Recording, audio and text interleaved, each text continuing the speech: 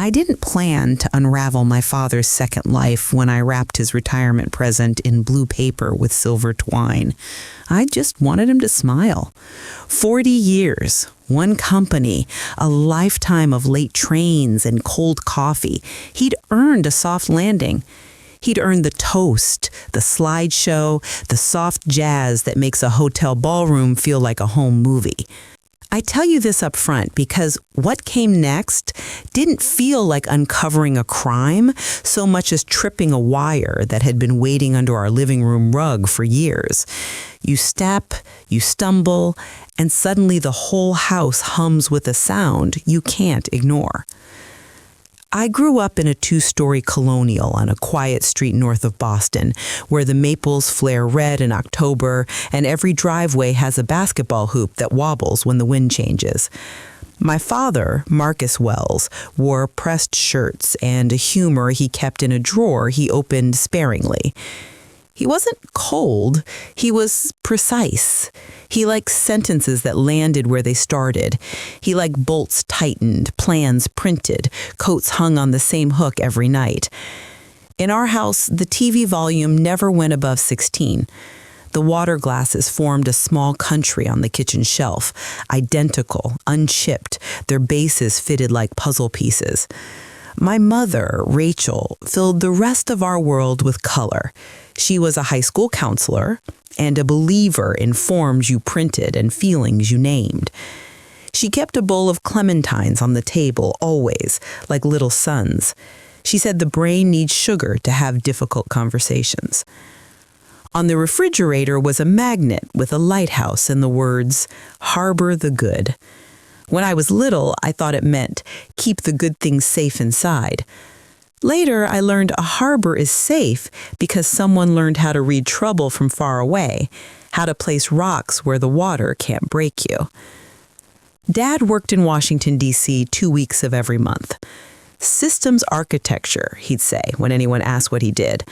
Say it 3 times and people tender their curiosity back to you like a receipt. At home, he spoke in broad brushstrokes. He'd say the project, never naming it.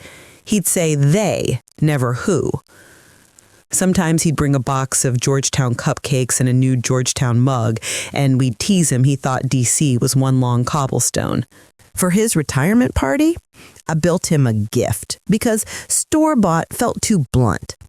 I'm a junior at Northeastern in computer science, which mostly means I stay up too late writing code and then argue about tabs versus spaces with people who forget we're making tools, not scriptures.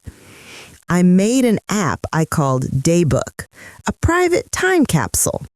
You feed it dates and places, and it pulls public photos, maps, a morning's weather, newspaper headlines. The idea was that Dad could scroll through 40 years, see the rain the day I was born, the smell of coffee on the day he got promoted, the Yankees score the afternoon he bought our battered Honda. It worked perfectly on my laptop at midnight, imperfectly the next morning on my phone, and then this is how the fuse hissed. It crashed the hotel's AV system halfway through the opening slideshow because it tried to fetch a series of files that shouldn't have existed from a server that shouldn't have been reachable, using a key that shouldn't have been in any room in Boston or DC or anywhere with a lock and an address. That night, the Omni Shoreham Ballroom glowed the color of champagne. People who had known my father since college wore suits a shade looser than their confidence. My mother's eyes shimmered the way someone's does when a long winter ends. "He's ready," she whispered. "It's time." The MC had that voice that makes transitions sound like a magic trick. The band folded into silence.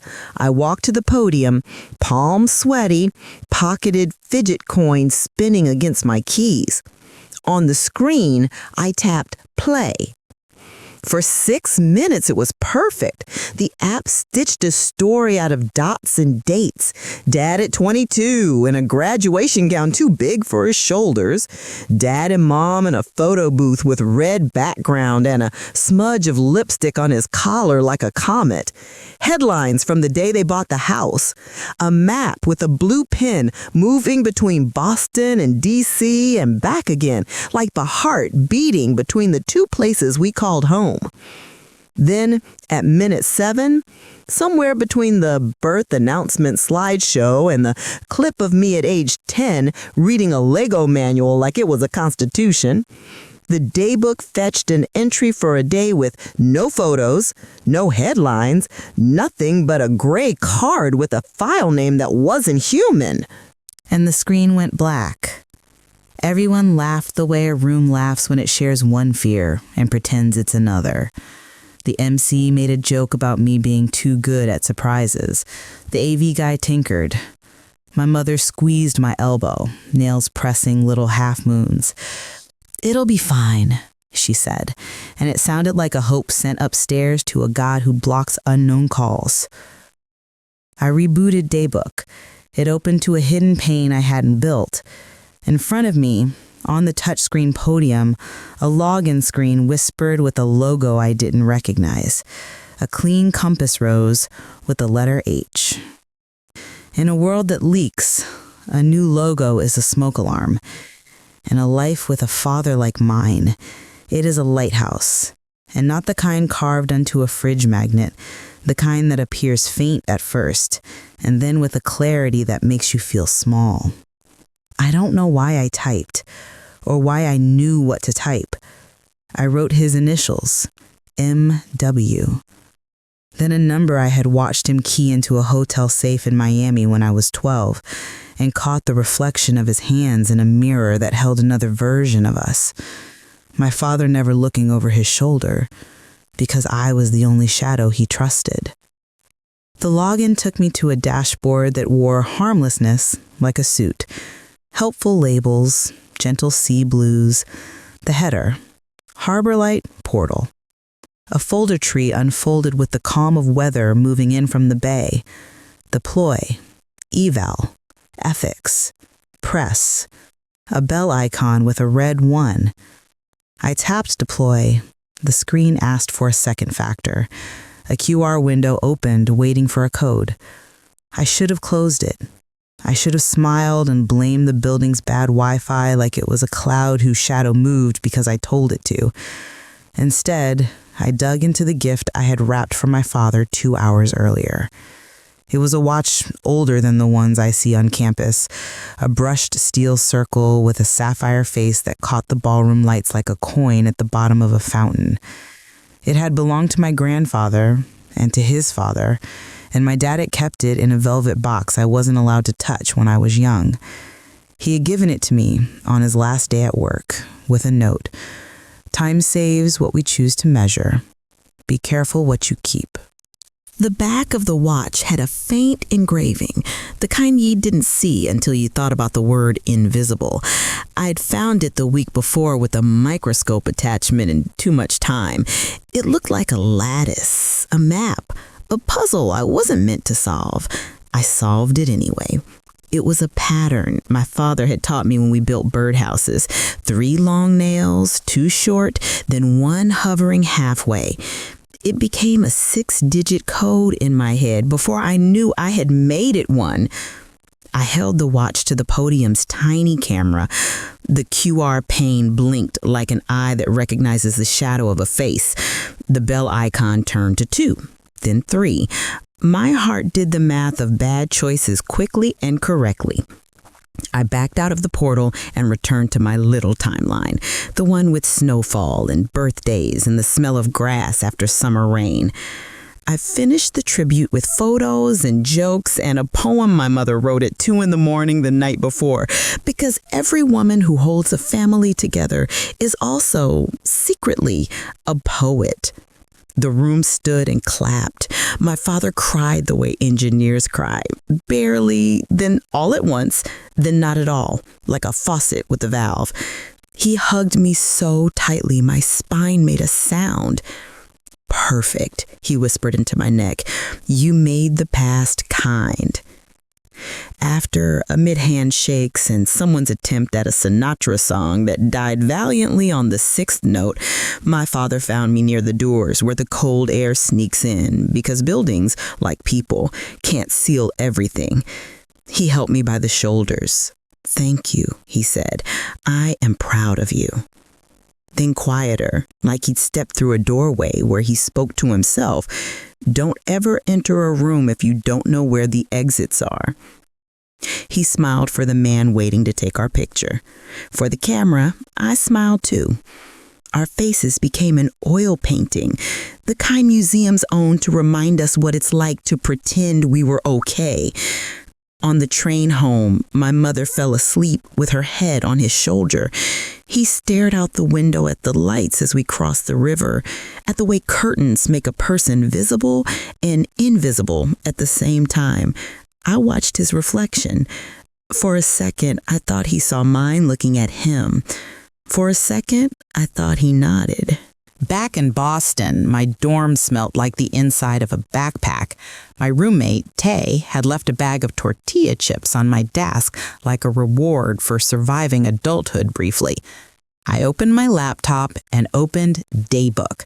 The Harbor Light portal waited like a debt on a list. You can search Harbor Light in public records and find lighthouses and restaurants and one church in Maine. You cannot find a blue compass rose or a portal that scolds you with a bell count. What you can find, if you slide into the right corner of the internet like a kid slipping into a movie theater, are aggregate references, procurement memos, redacted PDFs with the title block a white rectangle, hearings where a senator says platform like it's a country you can invade, and 3 op-eds that say, if we can predict the weather, we can predict behavior. Harbor Light, the documents suggest, was a logistics AI born for disaster relief. Get clean water to people when storms make roads look like roots in a jar. On page 9, the font changes, and the weather changes, and the words urban safety and proactive protection take the place of hurricanes and floodplains. I'm not naive. I know every tool can cut, and every story can be told short. But there was a pattern in the paper trail that spelled a word I didn't want to say. If you map disease, you save lives. If you map people, you can decide who gets the door and who gets the knock. My father had earned a lifetime of trust. He was the man who taught me how to change a tire on the shoulder of I-95 at midnight in January. The man who remembered to plug in my mother's car on nights the temperature fell like a brick. He built models of bridges for my 3rd grade diorama because he didn't trust glue I couldn't see dry. He wouldn't build a machine that made some kids walk outside with their hands in their pockets and others with their hands in the air. I texted him, "What is Harbor Light?" He didn't respond. He wasn't a quick texter. It had taken him 9 months to learn to react to my mother's messages with hearts. Still, I watched the phone like it was a sky I needed to read. At 2 a.m, I found a hearing transcript from 4 years ago. House Committee on Technology and Public Safety. Expert panelists with teeth that flash like cameras. My father at the witness table, hair darker, jaw tighter. He said the words protect civil liberties and oversight with the reverence of someone balancing a checkbook. He moved his hands like he was placing coins on a counter. I watched it twice, then 3 times. In minute 53, he paused before saying, "The long-term goal of Harbor Light is to predict bottlenecks before they form." In the transcript, the pause is a dash. On video, it's a look down at a page we don't see. You stack glass like that carefully. If someone taps the table wrong, you own the shards. I didn't sleep. I watched the river of time previous people had recorded. I learned that a woman named Maya Lin had been a senior ethics officer in my father's group. She had authored memos like lifelines thrown from a ship, then left suddenly with a press release that felt like a blank card. I found her LinkedIn. It said, "Open to work." At 7 a.m, I took the Orange Line to my mother's school. She was counseling a freshman who wanted to drop swim team because the locker room made him feel like a coat on a hook. My mother spoke to him about belonging, like she was assembling him a room in a house I'd never seen. She glances at me through the glass in her office door when she's ready to let me in. It is our signal. It is our harbor. When the boy left, she placed a clementine in my palm. "Eat. You look like a bad idea slept on your face." "What did Dad build?" I asked. Her face didn't change so much as suddenly it belonged to all the faces she had ever worn. Newlywed, new mother, woman who stands at a window at 2 a.m. waiting for taillights to appear when her son's text says, "I'm on my way," and the weather says no. "He built what he always builds," she said. "Maps, bridges, rules so good men don't have to guess." "Harbor Light predicts people, not hurricanes," I said. She stared at the little house light magnet and smiled like you do at a joke that refuses to stop being true. "He made a system that moved medicine into neighborhoods faster than anyone thought possible. Do you remember that hurricane last spring?" "Texas," I said. "Port Arthur. He cried in the kitchen when the boxes got there in time. He cried because it worked." "I saw a portal," I said, "and it sounded like a confession to a priest who follows you outside and steals your bike." She drew in a breath like she was about to put a name to a thing that had hidden under our couch for years. Then she exhaled and chose not to say it out loud. "Talk to him." On a gray Monday, DC feels like a city dressed for court, even when it's just going for coffee. My father met me at a cafe near DuPont Circle with ceilings high enough to hold breath. He wore his retired man jacket, which looked exactly like his working man jacket, minus the badge. He hugged me in a way that registered more information than it expressed emotion. The hug almost said, "Are you hurt? Are you afraid? Are you sure?" "Why didn't you tell me?" I said, skipping hello, skipping small talk, skipping the part where you remind each other that love sits in the pot on the back burner where it will be warm when you need it. "Because telling you would ask you to carry what I chose to carry," he said. He folded his hands like he was closing a book. "I did not want to make you heavy." "Harbor Light didn't stay a relief system," I said. "It became something else." "It always was going to become something else," he said. "Tools grow." "Predicting crime is not like predicting traffic," I said. "No," he said, "it is not." He watched me as if there were a screen between us, and he measured pixel density to gauge if I was seeing clearly. "Say the thing you are afraid to say," he said. "Did you make a machine that will hurt people?" He took a long time to answer. Outside, a bus hissed the way it does when it kneels. "I made a machine that can be used to hurt people, and I spent 5 years trying to build walls inside it." I told him about the portal. His face didn't move except for the muscle in his jaw that has telegraphed every false step I've taken since I broke a window at 8 and saw his jaw tell me to pick up the broom. "You should not have opened it," he said. He wasn't angry. He was telling me weather as a fact. "I did," I said. "What did you hide in a watch?"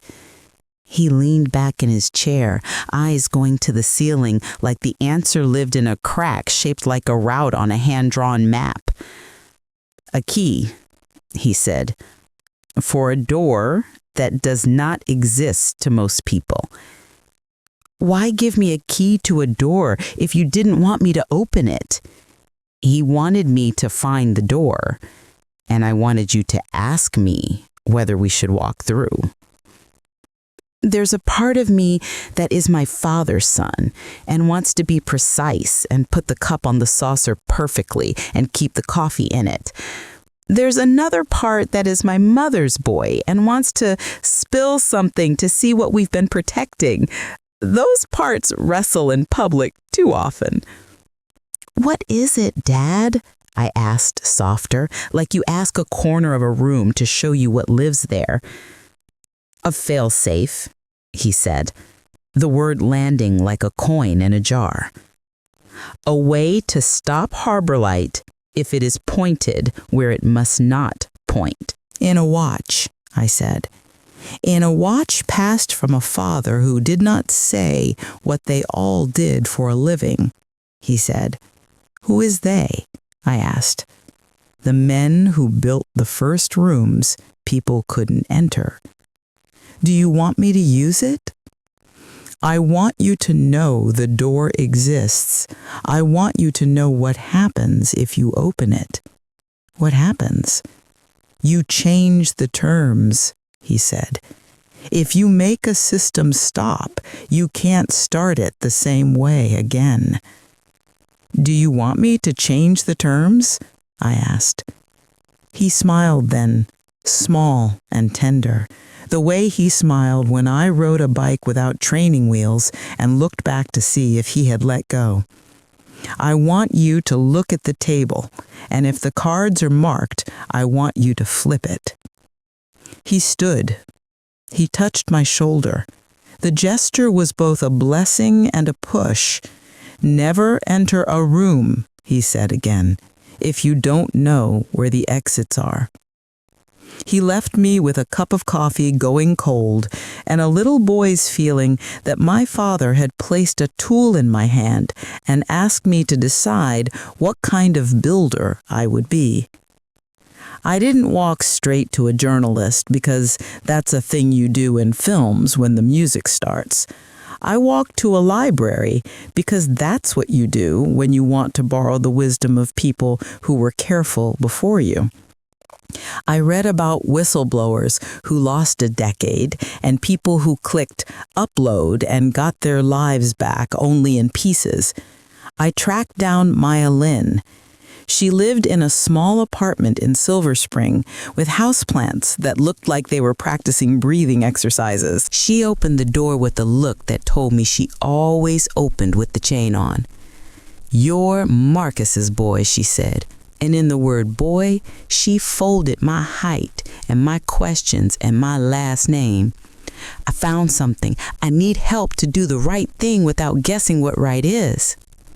She let me in like she was letting in a draft she had finally decided to not fight. Her living room had a whiteboard with 3 columns: known, unknown, and assumptions to test. On the coffee table were papers with Post-its that looked like a field of flags. "I built the ethics framework for Harbor Light," she said. "It took 6 months to get anyone to agree to the first sentence. The system does not decide." "What does it do?" I asked. "It calculates probabilities," she said, "and it says them in a voice that sounds like a person people want to obey." "What changed?" I asked. "What always changes," she said. "Money, fear, pressure, a new director who thinks speed is the same as safety." She looked at me with an exhaustion that was sharp because she had chosen it. "Marcus fought," she said. "In the rooms you never see, he made smart men angry." "Why did you leave?" I asked. "Because the people who were supposed to watch the watchers started taking naps," she said. "And because I refused to write a memo that said what they did was okay. They called it insubordination." She smiled in a way that made the word sound like a name you pinned to your shirt with pride. "Thank you," she said. "I've been waiting for someone he trusts." I gave him a key. I said, "He told me to decide." "I hope you already have." but let's make sure it's the right one. She introduced me to a reporter at the Capitol Ledger named Harper Quinn, who wore black boots and curiosity with the confidence of someone who had survived being wrong and learned. She said, "We're going to do this carefully. No hacks, no leaks without context. We'll build a story. We'll give the people in the room a chance to answer on the record. We will not become the thing we argue against." "Will that work?" I asked. "Eventually," she said, "and in the meantime, you don't ruin your life for drama." We met in public places, cafes where the milk frothers scream like someone lied, parks where everyone is a suspect until they're a dog. I wore a hat, because that's what paranoia looks like on an amateur. Harper laughed at my hat gently. "Everyone wears hats," she said. "No one wears the same mistakes." We filled a file with the kind of documents that don't surface unless someone doesn't mind being fired. We found invoices that paid for parts the public version of Harbor Light didn't use. We found emails where a deputy director wrote, "Expedite deployment to pilot neighborhoods in advance of council vote." And Maya underlined "pilot neighborhoods" and wrote, "Who picks them?" We found a calendar where my father had blocked off a month 15 months ago and labeled it leave. There was no plane ticket to a beach. There was a doctor's appointment. There were notes that said, "Don't forget to buy Rachel lemons," like he had decided to leave when the lemons were in season and then decided to stay because he couldn't bear the taste of bitterness in our house. Here's what we learned. Harbor Light had two modes. The one with the press releases and ribbon cuttings used data about weather and infrastructure to send supplies faster.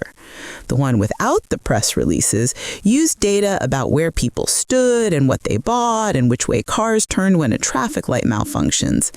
It mapped, without saying so, the movements of people police already watch more.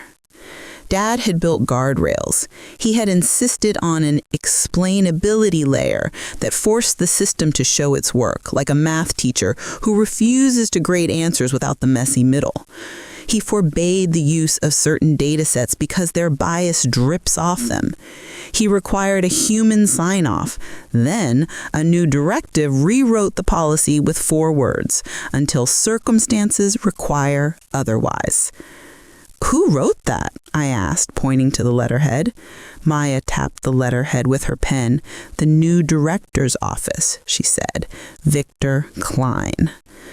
I'd seen Klein shake my father's hand at the party with a smile too wide and a grip too long. He was the kind of man who says Marcus like he thinks your name is a uniform you wear for him. The rollout of Harbor Light's public safety module was scheduled for the following Tuesday in 3 cities. The pilot neighborhoods were in D.C., Baltimore, and a part of Boston where the streets are alphabet soup and the stairwells smell like something hung in the air that you can't name, but you carry anyway. "Can we stop it?" I asked. Harper and Maya looked at me the way doctors look when you ask if a pill that works slowly can cure something that grew fast. "We can try," Harper said, "if we make daylight at the right moment." "What is the right moment?" I asked. "When a man who loves his name more than the truth is about to put his name on the thing," she said. "Klein is scheduled to give a press conference on Monday. We'll publish Sunday night." I told my father I was visiting. He told me he would pick me up at Union Station at 6. He asked if I wanted Persian for dinner, and I realized suddenly that my father had a list of restaurants in his phone labeled "food my son will like." I wanted to cry in the station in front of everyone, and then I wanted to shake him. Love does that to you. It opens your throat and fills your fists, and you must decide which one you want to use. We drove in a rain that made the streetlights look like ideas. "Are you going to open the door?" he asked, eyes on the road. "Maybe," I said. "If you do," he said, "don't be nearby when it opens." "I'm not afraid," I said. "That is not the same as being safe," he said. At his apartment, he took the old watch from my hand and set it on the coffee table like a dove that might leave if you blink. "Whatever you think of me after this," he said, "remember I brought you home from the hospital and read you the manual for the crib because I wanted you to never sleep in a place with a screw missing." "What did you miss?" I asked. The question came out sharper than I meant it. He missed the part where men I thought wanted to protect built better doors for themselves. He thought if I wrote the rules clearly, no one would cheat.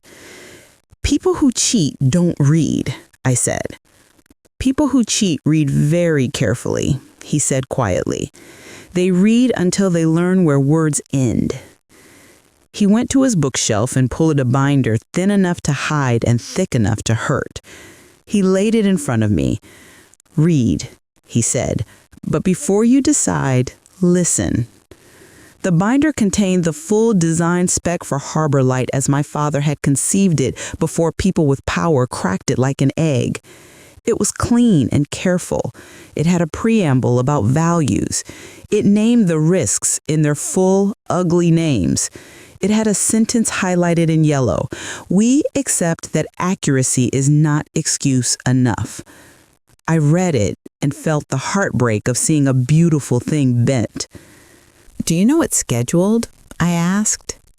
"Yes," he said. "Are you going to stop it?" He looked at my hands on the binder. He looked at the watch. He looked at his own hands, which are the hands that taught me to set a nail straight. "I am under a non-disclosure agreement that would empty the life we built if I speak," he said.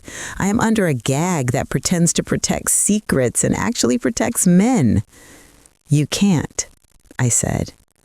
"I can't," he said, "but there are things that exist even when I can't see them." He touched the watch. "Doors," he said. "Keys." "You want me to be your voice," I said, "so your throat doesn't take the hit." He shook his head.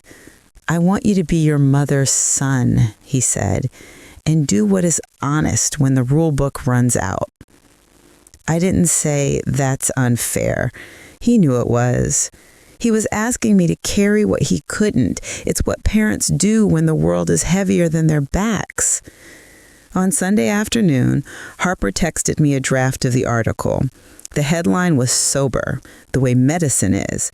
A subhead explained the parts you have to read twice. The body walked carefully. It named names, it quoted documents, it quoted my father's testimony from years ago and Maya's memos. It quoted me only once, a sentence that made me sound older than I felt. "We don't get to say we didn't know when we built the knowing." We needed one more thing, something that could stop the rollout, not just embarrass it. That something was behind the door my father had built in secret, the failsafe that could invalidate the model weights of the public safety module if a signature broadcast at the right time from a verified key. The key was encoded in the watch. The watch was on my desk, glinting like a coin you decide to spend only once. I spent Sunday night building a simple utility that would send the signature to the network endpoint that waited quietly under a name that was a joke, shellharbor.net. We ran a test in an air-gapped lab with Maya's help using a sandbox model. It flipped from ready to invalid in a blink. It felt like unplugging a dangerous toaster. It felt also like breaking a window in a house someone still lived in. "Once you trigger this, they'll know," Maya said. "Know what?" I asked. "That the knife is inside their house," she said, "not outside. They'll come looking for the hand that stabbed." "Is stabbing," I asked, "if the knife was headed for a body?" Harper placed a hand on my shoulder and squeezed, like an older sister you did not know you needed. "This is the part you'll dream about when you're 80, she said. "Make it the dream you can live with." At 7:59 a.m. Monday, Victor Klein stepped to a podium in a municipal building with a backdrop of flags. At 8, I pressed send. I did not do it from my dorm. I did not do it from my father's apartment. I did it from a library where the windows face a park with benches old men used to play chess. I wore the hat Harper hates. I cried very quietly for 2 minutes before I pressed the button, and then I stopped. Because there is no point crying while you do the thing. You can cry before or after, not during. On the podium, Klein smiled a politician's smile. He thanked city leaders. He spoke the words community trust like a man congratulating himself for learning the language and missing the meaning. He said, "We are proud to activate," and his earpiece clicked. He paused and tilted his head. He pressed a finger to the place where the cord disappears into belief. He smiled again, tighter. He said, we have a minor," and his voice trailed into the sound of 1,000 laptops clapping closed.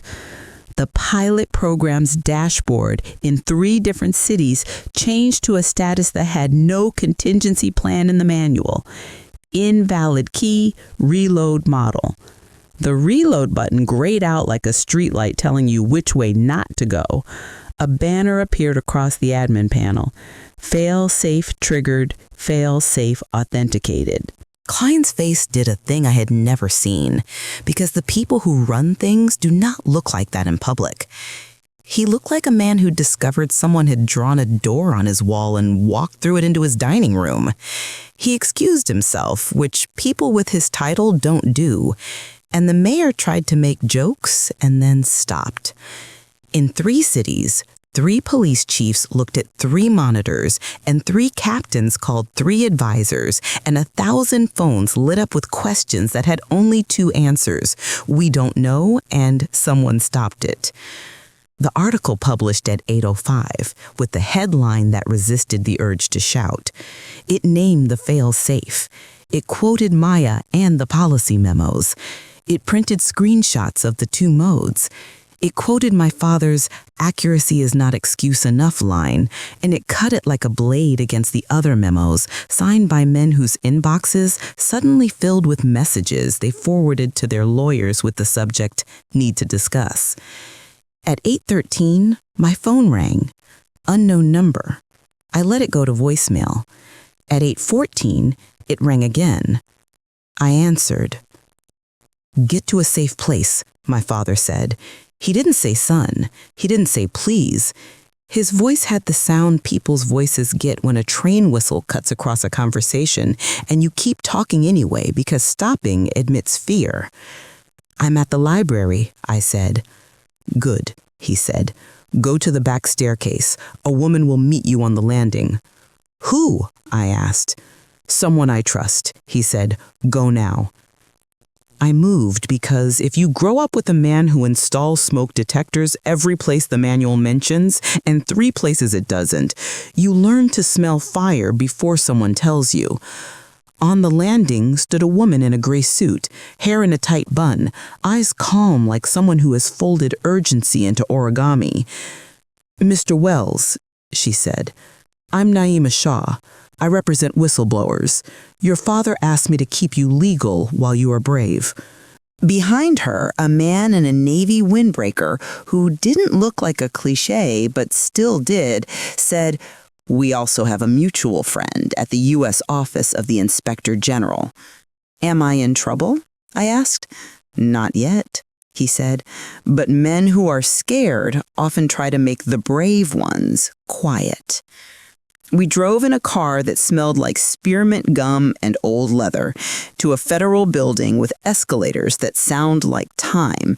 In an office with blinds that made the sun nervous, I gave a statement. I showed them the binder. I showed them my code carefully, making sure I was explaining what it did without telling them how to do something they shouldn't. I handed them the watch and my grandfather's note because time does save what we choose to measure.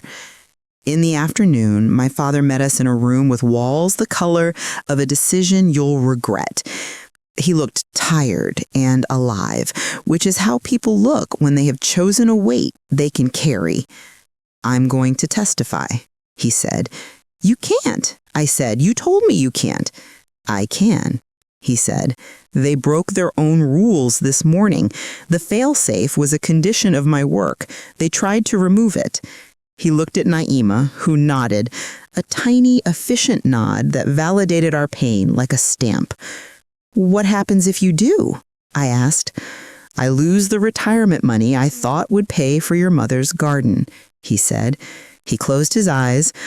I lose the part of my reputation that makes people hire you with my name. He opened them. But I get to look at you and say, I did my job. On Tuesday, my father walked into a hearing with the spine of a ship. He told the truth like a person who has practiced lying in the mirror and refused to learn it. He named the way Harbor Light split. He named the men who cut it and bent it and poured it into molds shaped like fear. He showed them the original spec and he showed them the memos. He said, accuracy is not excuse enough, and his voice didn't shake. Klein sat behind him with the look of a man who thinks a certain kind of smile is legal armor. He talked about bad actors and malicious interference and enemies of the state. He said safety, like people say family when they want a discount. He said my father was a disgruntled former employee and tried to make the word disgruntled sound like unprofessional instead of afraid. Harper sat in the second row and took notes longhand, like a person more interested in comprehension than speed. Maya sat next to her and stared at Klein like a woman who had spent a year carrying a quiet fury and decided to put it down. My mother watched from home, lemon in tea, hands folded around the mug like prayer. The hearing didn't fix everything. They never do. But the pilot didn't launch. The Inspector General opened an investigation with a title that will make people yawn, except the people who know how to read the word compliance like a threat and a promise. Klein stepped down a month later in a press release with the tone of a man leaving to spend more time with his family, which is the way powerful people describe time when it stops serving them. My father didn't go to jail, and he didn't go back to work. He started teaching a night class at a community college in Quincy, Intro to Systems Ethics. He wore jeans that looked new and a smile that looked older.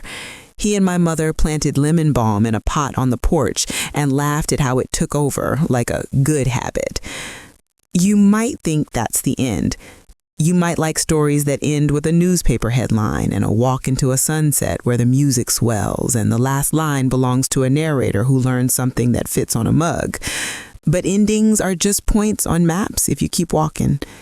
What came after mattered more because it was smaller and more like a life. I transferred to a program in San Francisco a year later. Northeastern offers co-ops, and I got one at an institute that studies digital ethics in a building that used to be a factory, which is the right place to think about how things are made. I rented a room in a house in the Richmond with a view of a strip of blue between rooftops. Fog moved in every morning like a secret that changed its mind. I rode my bike to work and felt my legs grow strong and my fear grow specific. People sent me messages across the year. Some called me a hero. Some called me something else. I answered only the ones that asked real questions. What should companies be allowed to predict? How can people consent to things they don't understand? If a system says you look like someone who might, who gets to decide if you did? I don't pretend to be an oracle. I built a life where every decision comes with a footnote.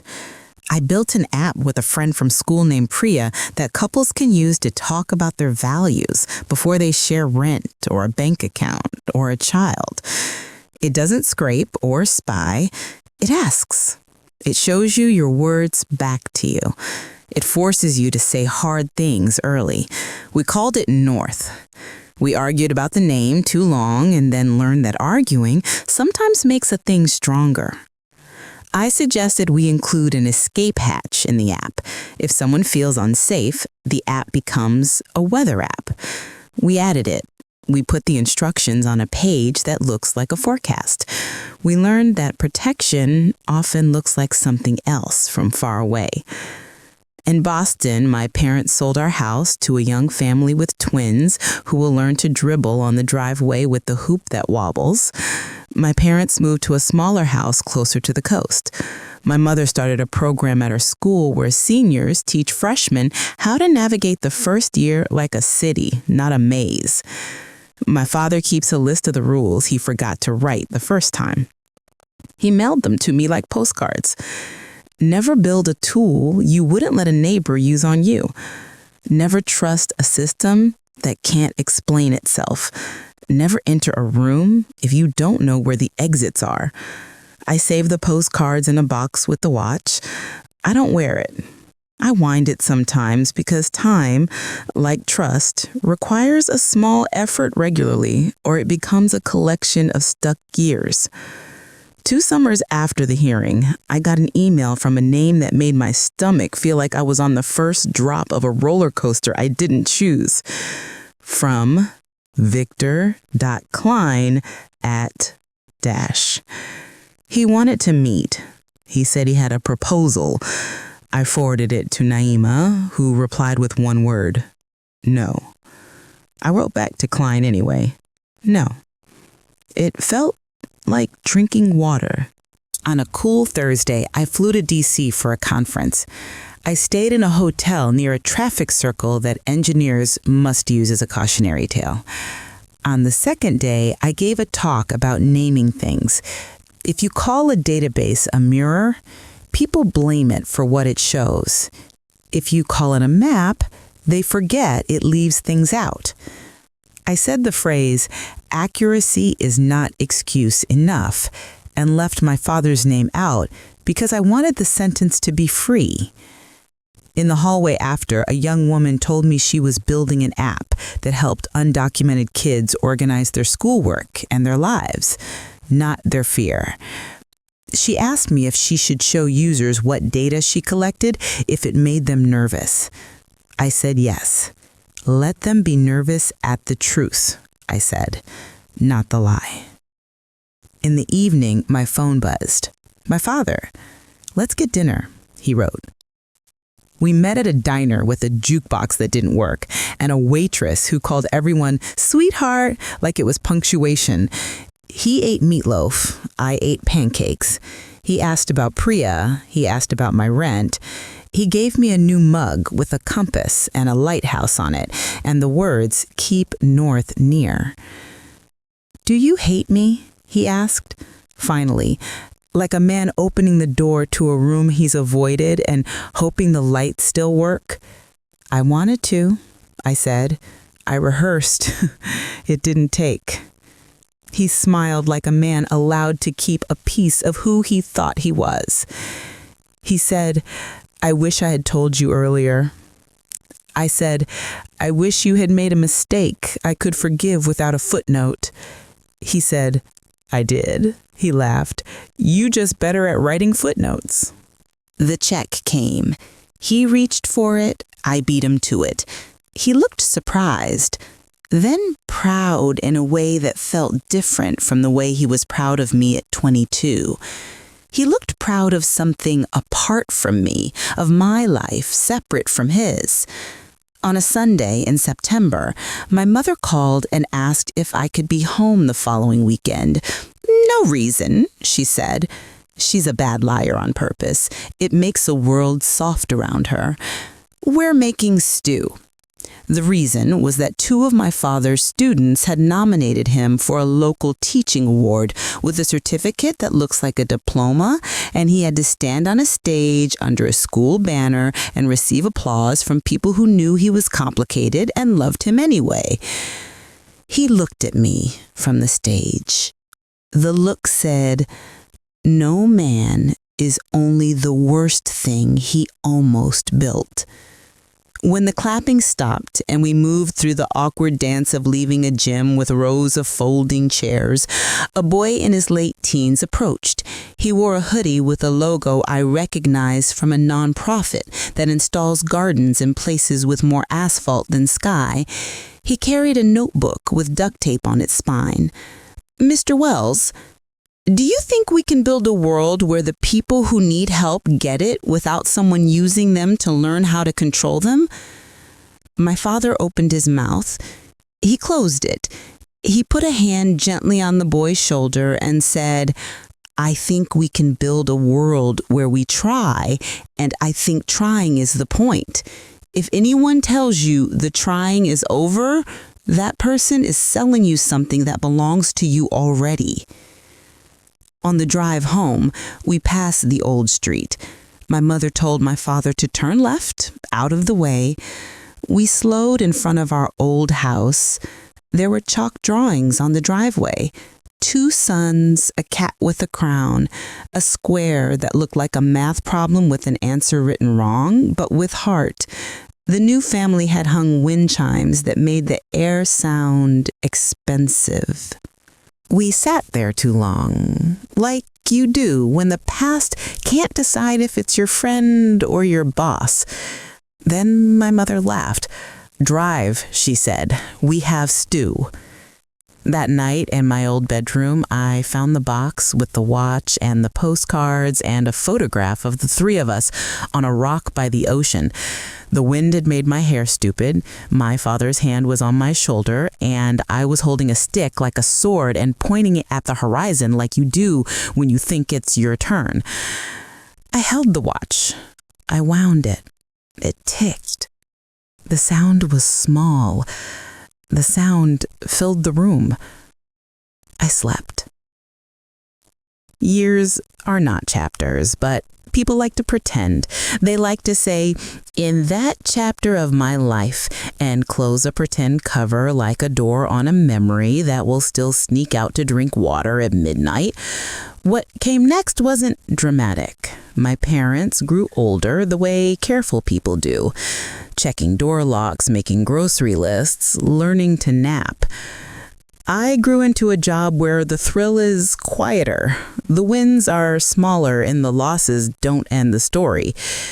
Priya and I launched our app out of a little office with good light and bad chairs. Sometimes we fought about whether to include a new feature and then learned the fight was about what we wanted to protect. And we said it out loud and the fight ended. My father and I still argued. He argued like a careful man, slow, never cruel, relentless about details. We fought about a city that wanted to install cameras at intersections with a promise that sounded like a bedtime story and a contract that read like a dare. We fought about whether companies should be allowed to keep model weights like trade secrets and call it safety. We disagreed often enough that we trusted the places we agreed. He came to San Francisco every spring for 2 weeks after my mother's school play wrapped and before her finals blitz. He'd bring a new mug to add to my shelf and fix whatever I had decided wasn't broken. He'd tighten a cabinet hinge, oil my bike chain, reset the smoke alarm that beeped at 3 a.m. like a bird no one invited inside. We'd walk to the ocean and he'd maim the ships on the horizon like they were family friends. "That's a car carrier," he'd say. "That's a container ship out of Busan." He knows the names of things. It's how he loves. On one of those walks, he told me Klein had been charged with falsifying compliance documents, among other things you named too late.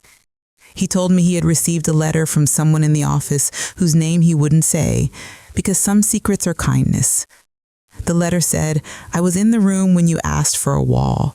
I am building a wall now in a place they forgot to look." My father smiled. He did not pretend this made it all okay. He did not pretend we had saved the world. He let it be what it was, a brick placed where a wall needed to be. When I turned 26, Priya and I stood on a stage at a conference and announced a framework we'd built to help city councils evaluate AI pitches. We called it civic proof. It wasn't a law, it wasn't a weapon, it was a good checklist you tape to the front door before you let anyone in. It asked, can this system explain itself? And who decides when the emergency ends? And what happens if the money runs out? Cities adopted it. Companies complained. Some of them changed their proposals. Some left and didn't come back. I slept better knowing the ones who stayed knew the questions, even if they tried to cheat the answers. Months later, the Capitol Ledger asked me to write an essay about Harbor Light 3 years on. I wrote about the day in the ballroom. I wrote about the gray screen and the folder tree and the gentle sea blue logo. I wrote about my father's jaw and my mother's clementines. I wrote that we must stop using inevitable as a spell. I wrote that the future is a thing people build with wrenches and laws and lunches with people who read the fine print. The last line was a sentence that used to live only on a sticky note on my desk. Accuracy is not excuse enough because people are not numbers even when you have counted them carefully. My mother framed the essay and hung it in their kitchen near the magnet with the lighthouse. My father pretended he hated it because he hates being looked at. Then he read it again when no one saw him, and he smiled like a man who had decided to believe someone believed him. One winter, a storm hit the coast while my parents were cooking soup. A transformer blew 3 streets away. The house went dark. My father walked through each room with a flashlight like a prayer, checking on neighbors he had keys for and a 10 on a shelf high enough to be polite and low enough to be helpful. Later, they sat at the kitchen table under a camping lantern and played gin and laughed when my mother cheated on purpose to see if he was paying attention. He noticed. He always notices. He kissed her on the forehead. "You can cheat at cards," he said. "Not at math, not at love." He didn't say not at systems, because you can cheat there. That's the problem and the work. I spoke at a high school in Dorchester one spring about data and dignity. After, a girl with braces asked me, if someone built a machine that said I was a problem, what should I do? I said, ask what data it used to build a picture of you. Ask who labeled the picture. Ask who profits from the label. Then build a machine that tells a better story and invite other people to use it for free. Will that work? She asked. Sometimes, I said, and the other times you make enough noise that the people who built the bad machine hear you 30 floors up. She smiled like she didn't believe me and like she might try anyway, which is the best kind of smile. I am not trying to make myself look brave. I pressed a button. I signed statements. I hid in a stairwell. Other people did harder things for longer, and sometimes without applause. But I know the sound the world makes when you turn off a tool pointed in the wrong direction. It is not silence. It is a collective breath, a shift in weight, 1,000 minds recalculating. Years later, on a desk in my office, the watch sits. It doesn't have its function anymore. Harbor Light's Failsafe is a story tech guys tell interns when they want to sound like the universe is dramatic. The watch is just a watch now. But sometimes I hold it and feel the tick and think about time as the world's most patient teacher. It asks you what to keep. It asks you what to let go. It asks you where to build your walls and where to plant your lemon balm. What I know is this. Love and rules aren't enemies if you write the rules with love in the room. The people in my life who saved me didn't tell me what to do. They asked me who I wanted to be. My father, for all his faults, handed me a door and a way to open it and trusted me not to pick every lock I found. He and my mother came to San Francisco last fall. We went to a diner near Golden Gate Park where the pancakes are too big and the coffee is honest. We walked to the ocean. The wind made us ridiculous.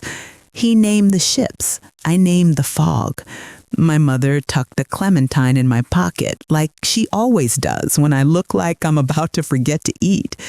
She placed her hand on my shoulder. My father did too. For a second, it felt like that photo on the rock. For a second, I was pointing a stick at a horizon and pretending it obeyed me. Then I was a man with a family who taught me the difference between pretending and building. On the flight back, I wrote a note to myself I keep at eye level over my desk. Never enter a room if you don't know where the exits are. Never forget to build a window. It is not a hero's motto. It is a contractor's checklist. It has saved me more times than I admit. A month ago, a city council member from a flyover state that people in big coastal cities like to talk about as a theory called to say they had used our civic proof to reject a vendor with a pretty slide deck and a math problem they didn't understand. We told them to come back with answers. We told them to bring community leaders. We told them to learn to define emergency properly. They did. We approved it with changes. People will get help faster, and the vans will go where the roads are bad, not where the people look the way your model learned to fear. Thank you. I told her I didn't do that. I told her she did.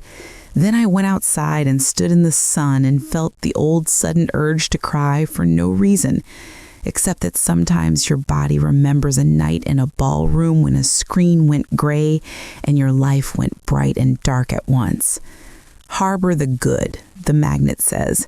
It sits now on my own refrigerator, which rattles sometimes like a friend who tries. Harbor the good doesn't mean keep it inside like contraband. It means build a place where good can dock and unload and refuel and return to weather again. If I ever have children, I will teach them to look for lighthouses and to build them if they can't find them. I will teach them to hide keys inside watches and to trust someone enough to give them away. And if one night, years from now, I sit in a hotel ballroom in a chair too hard with a paper napkin in my lap and a kid I love plays a slideshow that stops because it has found a thing not meant for a party, I will not flinch. I will take a breath. I will put my hand on their shoulder, and I will say quietly, with all the love I learned from people who taught me the point of building, we don't run. We don't hide. We do the right work in the light.